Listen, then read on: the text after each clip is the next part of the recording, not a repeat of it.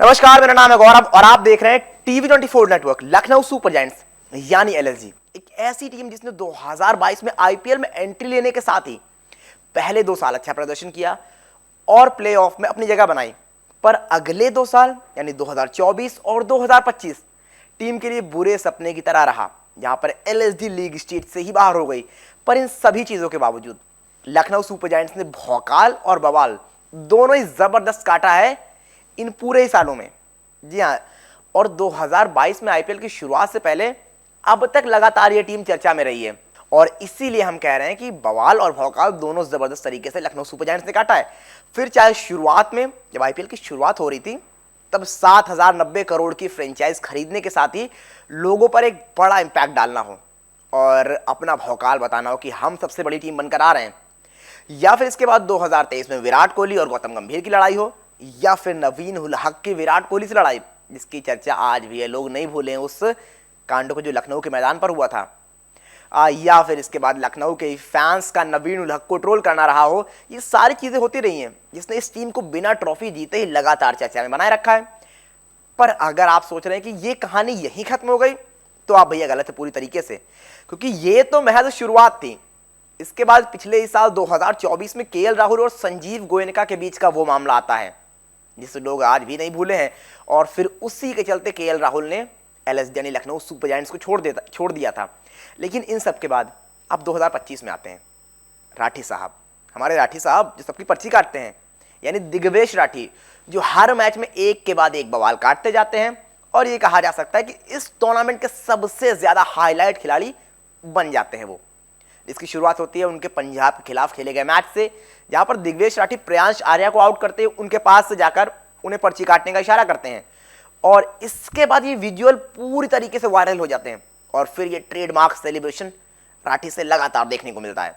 हालांकि इस बीच उन पर फाइन भी लगाए जाते हैं, पर राठी भाई तो शायद जैसे ठान कर आते हैं कि कुछ भी हो, कुछ भी कर लो, मैं नहीं बदलूंगा, और वो वही करते हैं। फाइन के बाद वो इस सेलिब्रेशन को ग्राउंड पर लिखना शुरू कर देते हैं। पर इसी बीच जब वो दोबारा ये करते हैं तो अभिषेक शर्मा से उनका पंगा भी देखने को मिलता है।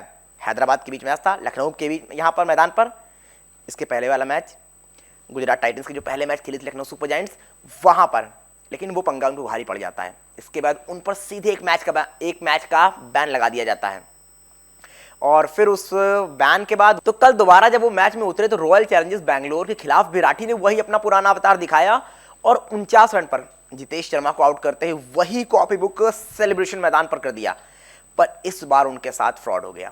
जी हाँ, और ये एक बार नहीं 2 बार देखने को मिला। पहली बार जब उन्होंने जितेश शर्मा को आउट किया तो वो नो बॉल निकली और अगली ही बॉल पर जितेश ने छक्का जड़ दिया। तो पहली बात तो ये जले पर नमक छिड़कने वाली बात थी। इसके बाद अब राठी भाई का जिस तरह से ये पूरा साल गुजरा है वो ये जरूर दिखाता है कि ये बंदा अपनी टीम के लिए कुछ ना कुछ करता जरूर रहेगा और कुछ करूंगा, और वही इस बार। और राठी के ईगो को पहुंची थोड़ी सी ठेस और उन्होंने कहा चलो अभी बताता हूं आपको, थोड़ा सा वेट करिए, अभी बताता हूं। और उन्होंने कुछ इस तरह से जितेश शर्मा को रन आउट कर दिया, यानी मांकड़िंग कर दिया, जिसे हम पहले मांकड़िंग कहते थे और अब रन आउट कहते हैं। बता दें कि पहले इसे मांकड़िंग कहा जाता था, पर जब 2019 में रवि अश्विन ने पहली बार जॉस बटलर को ऐसे आउट किया तो उससे बहुत ज्यादा हंगामा देखने को मिला, जिसके बाद कई और खिलाड़ियों ने यह करना चाहा, बहुत से दिग्गजों की राय आई, बहुत सारी चीजें हुई और बहुत सारी बहस के बाद आखिरकार इसे मांकड़िंग से हटाकर रनआउट मान लिया गया। लेकिन फिर भी कई लोगों को यह लगता है कि ऐसे रनआउट करना गलत है और ये खेल भावना के विरुद्ध है। यहां पर भी ऐसा ही देखने को मिला, जहां पर भले ही दिग्वेश राठी ने जितेश को नॉन स्ट्राइकर एंड पर रनआउट कर दिया हो, पर उनके कप्तान ऋषभ पंत ने अपील वापस ली और इस तरह से एक ही मैच में राठी के साथ 2 बार स्कैम हो गया। लेकिन इसके बाद अब सवाल यह उठता है कि क्या इन सारी चीजों के बाद क्या राठी का करियर भी खतरे में पड़ सकता है? पर यह बात हम नहीं कह रहे, ये बात सोशल मीडिया पर लोग लिख रहे हैं, जहां पर उनका कहना है कि जब राठी ने यह मांकड़िंग की तो विराट ड्रेसिंग रूम में गुस्सा हो गए थे।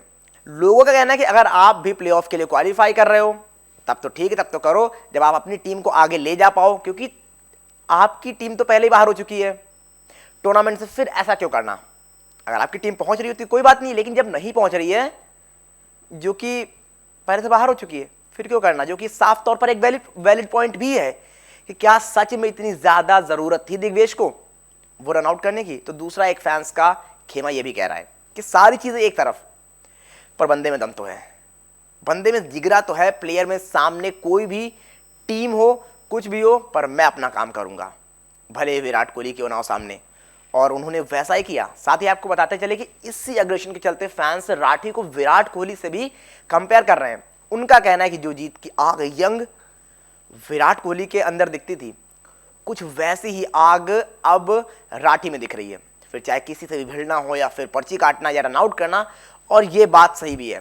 हालांकि इसी बीच आपको बता दें कि भले विराट टेस्ट और T20 से रिटायर हो चुके हैं, पर फिर भी जिस तरह से वो खिलाड़ी हैं, वो चाहे तो राठी का करियर परवान चढ़ने से पहले ही नीचे आ सकता है अगर वो चाहे तो। पर एक चीज हम साफ तौर पर आपको बताते चलें कि जितना हमने विराट कोहली को देखा है, जिस तरह के वो खिलाड़ी हैं, ऐसी चीजें करना तो दूर, वो कभी सोचेंगे भी नहीं। जी हाँ। और खैर अंत में मुकाबले की बात करें तो आपको बताएं तो लखनऊ ने पहले बल्लेबाजी करते हुए 20 ओवर में 227 रन बनाए थे। कप्तान ऋषभ पंत ने 118 रनों की नाबाद पारी खेली।